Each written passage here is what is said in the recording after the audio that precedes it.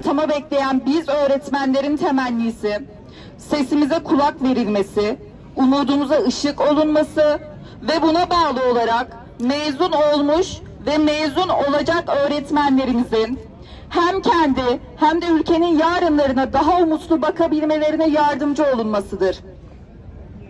Milli Eğitim Bakanlığı'nca düzenlenen ve kadrolu olarak öğretmenlik yapmak isteyen tüm adayların girmesi gereken 2020 eğitim bilimleri sınavına 432.753 kişi başvurmuştur. Her yıl çığ gibi artarak büyümeye devam eden ataması yapılmayan öğretmen sayısındaki artış son derece dikkat çekici bir hal almıştır.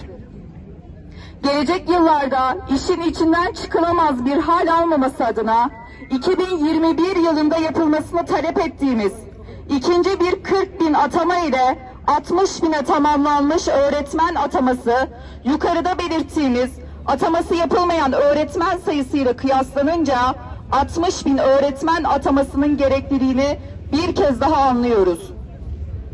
Atama bekleyen yüz binlerce öğretmen mevcut iken adını dahi anmaktan imtina ettiğimiz ücretli öğretmenlik hem biz atama bekleyen öğretmenlere yapılan bir haksızlık hem de Türkiye eğitim sistemine vurulmuş bir baltadır.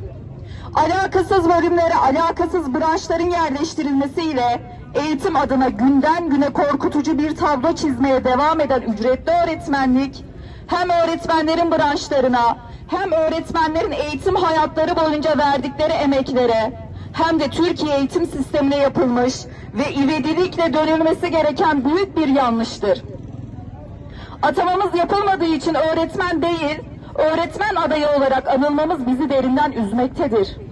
Oysa hepimiz diplomamızı almaya hak kazandığımız gün ücretli, kadrolu, sözleşmeli veya atanması yapılmayan şeklinde ayrım yapılmaksızın öğretmen olarak anılmaya hak kazandık.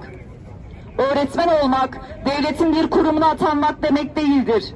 Tüm öğretmenlerimiz genç dimağlara rehber olmak ve eğitim vermek için diplomasını aldığı gün zaten adaylık statüsünden çıkmıştır.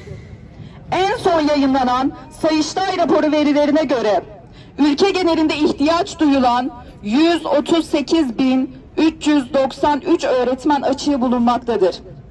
Sayın Bakanımız Ziya Selçuk'un 5 Ekim'de yaptığı konuşmasında bahsettiği pandeminin devam etmesi halinde eğitimde ikili sisteme geçilmesi ya da sınıf mevcutlarını düşürme ile ilgili yapılan planlamalar ve bunlar için hazırlanan düzenlemeler de gösteriyor ki ilerleyen günlerde şu an var olan öğretmen ihtiyacı sayısı en az 2 kat artacaktır. Bütün bu etkenler düşünüldüğünde 2021 yılı için ikinci bir 40.000 atama ile 60.000'e tamamlanmış öğretmen ataması hem atama bekleyen öğretmenler için hem de Türkiye'nin eğitim sistemini daha aydınlık günlere ulaştırmak için atılmış büyük bir adım olacaktır.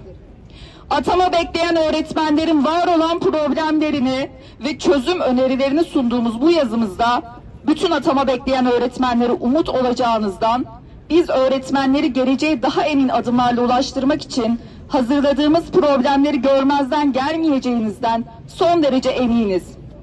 Bu problemlerin çözümü sadece atanamayan öğretmenler için değil, Türkiye eğitim sisteminin daha aydınlık yarınlara ulaşması için atılacak büyük bir adım olacaktır.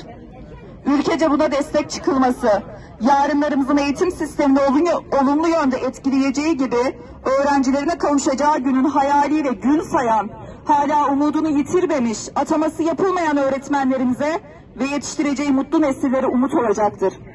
Sayın devlet büyüklerimizin bu konuda gerekeni yapacağından hiçbir kuşkumuz yoktur. Basın açıklamamıza son vermeden önce ebediyete uğurladığımız Şehit Şenay Aybüke Yalçın, Oğuz Uysal, Necmettin Yılmaz, babasıyla birlikte şehit edilen Neşe Altan öğretmenlerimiz başta olmak üzere tüm şehit öğretmenlerimizi rahmet ve minnetle anıyor, geleceğimizin onların umudu olarak berrak ve temiz olmasını diliyorum.